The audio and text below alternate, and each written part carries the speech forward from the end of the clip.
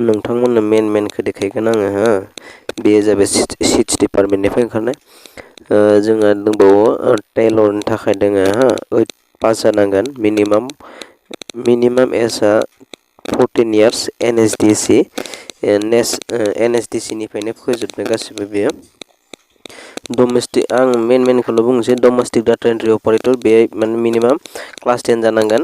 बैसोआ जाबाय 18 इयार्स जानांगोन ओमफ्राय सेविं मेसिन अपारेटर बेयो जाबाय मिनिमाम क्लास 5 जानांगोन ओमफ्राय कनस्ट्राक्सन इलेक्ट्रिशियान एलबि क्लास 5 जानांगोन मिनिमाम बैसोआ 18 बेनिफ्राय फिल्ड टेक्निशियान कम्पिउटिं बेयो जाबाय 12 पास जानांगोन बेनिफ्राय दङ प्रफेशनेल मेकआप आर्टिस्ट बे 10 पास जानांगोन बेनिफ्राय योगा ट्रेनार दङ 12 पास जानांगोन सीसीटीवी सुपारभाइजार दङ बेयो 12 पास जानांगोन ओमफ्राय सलार पाम्प टेक्निशियान बेयो जाबाय 10 पास जानांगोन ओमफ्राय हेन्ड एमब्रयडारि दङ बेयो 5 पास जानांगोन सेक्रेटारि बेयो जाबाय 10 पास जानांगोन बेम्बो वार्क आर्टिस्ट बेयो जाबाय बेफोरो क्लास 5 पास जानांगोन गासिबो टटेलि मिनिमाम 18 आनसो नाथाय सीसीटीवी सुपारभाइजाराव जोंनो नांगोन 22 इयार्स जानांगोन मिनिमाम एजआ बेखौ एप्लाइ खालामनो हासिगोन नोंथांमोना बे गावबा गावनि बे आईटीआई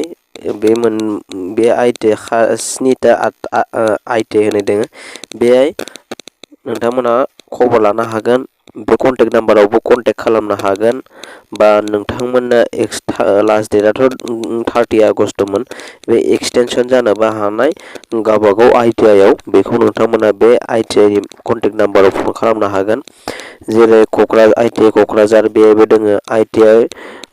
बालामगुरि बेहायबो दोङो आईटीआई काजिगाव आईटीआई काजलगाव ओमफ्राय आईटीआई सुक्लाय आईटीआई भेरगाव आईटीआई माजबाद बेयाव नोंथांमोना कन्टेक्ट खालामनानै नोंथांमोना डिटेल्सखौ लानो हागोन आरो एप्लाइनि एक्सटेनसन डेटआ सोलायनोबो हानाय नोंथांमोना गावबागाव आईटीआई सेन्टाराव थांनानै फन खालाम नोंथांमोना लिमिटेड सिट बेयो नोंथांमोना आरो बेखौ ट्रेनिंखौ सोलोंखांनायनि उनाव नोंथांमोना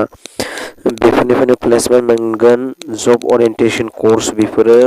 नों गावबो सेल्फ एमप्लय लानो हागोन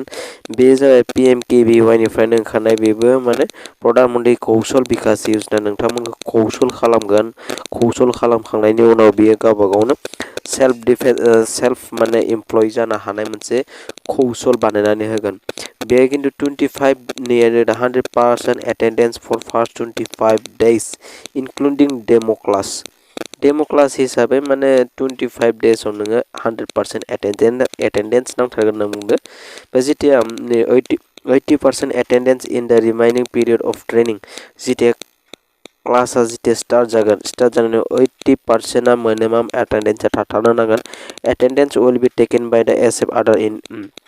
एटेंडेंस आदार इनरोल सिस्टम जागोन बायोमेट्रिक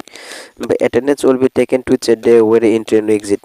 एटेंडेंसआ नोङो जेथिया हाबगोन आरो ओंखारगोन बेयाव नोंथांमोना एटेंडेंस होनांगोन होनना बुंदों बे फिंगारप्रिन्ट बायोमेट्रिक हिसाबै नोंथांमोना बेयाव गोख्रैनो एप्लाइ खालामदो फन खालामनानै खबर लाहैदो आं मेन माबाखौल' बुंबाय नोंथांमोना लिंक नैबे मा होनना बुङो नोंथांमोना बे